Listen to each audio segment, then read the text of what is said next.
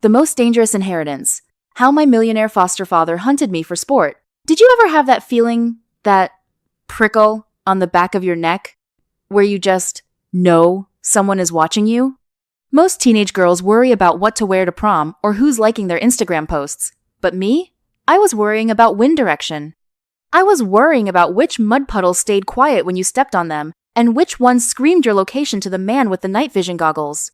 My name's Maya, and for 4 years, I wasn't a daughter, I wasn't a student, I was a Tier 1 asset. That's what Silas called me, Silas.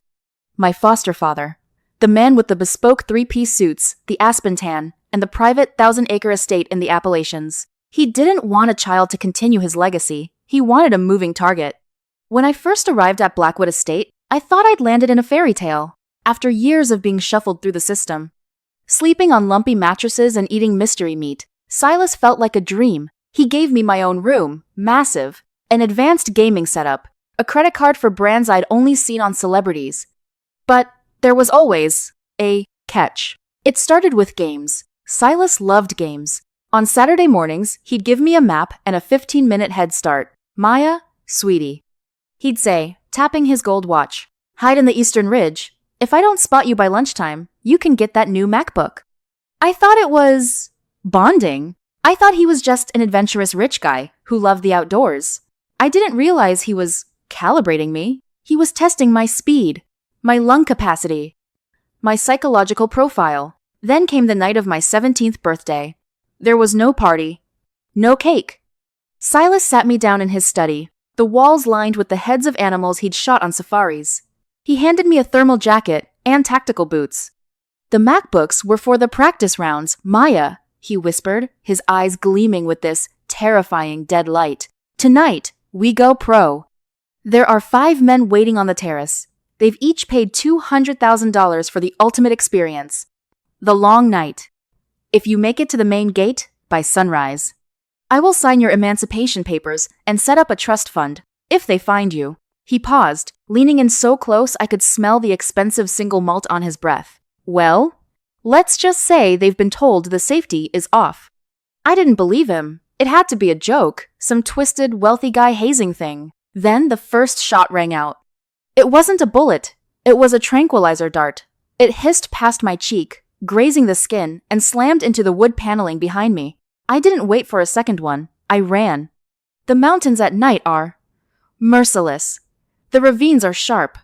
The undergrowth is dense enough to bury you alive. I ran until my lungs felt on fire, like I was inhaling acid. I could hear them. They weren't crashing through the woods.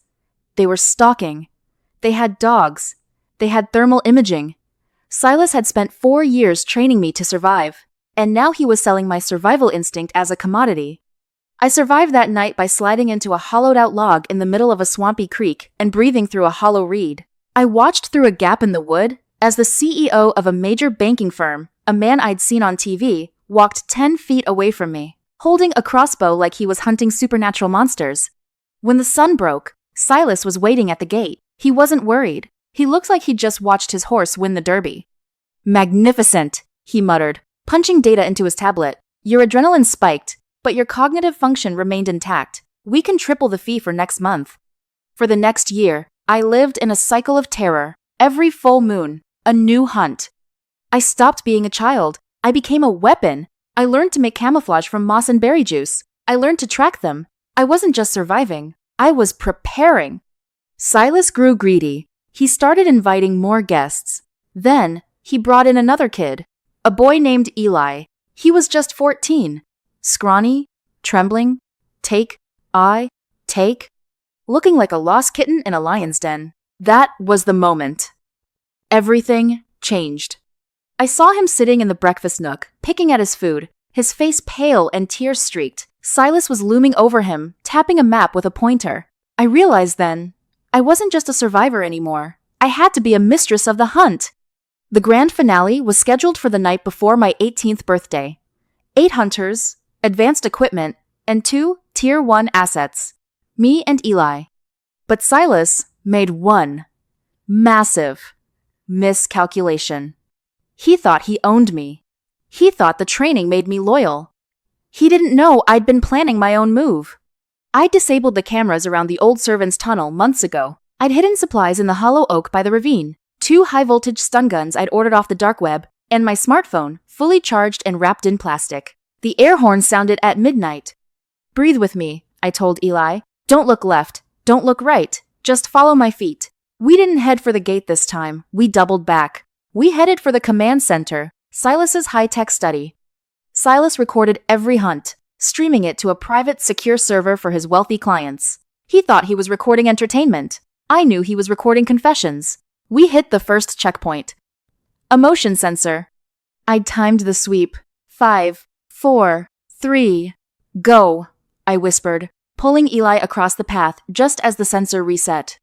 Behind us, the hunters were howling. They sounded arrogant, like frat boys at a football game. They didn't know the rules had just changed. We reached the swamp creek. Eli froze. "Maya, the water. It's too deep." And I grabbed his jacket. "It's not depth, Eli. It's camouflage. We don't hide. We vanish."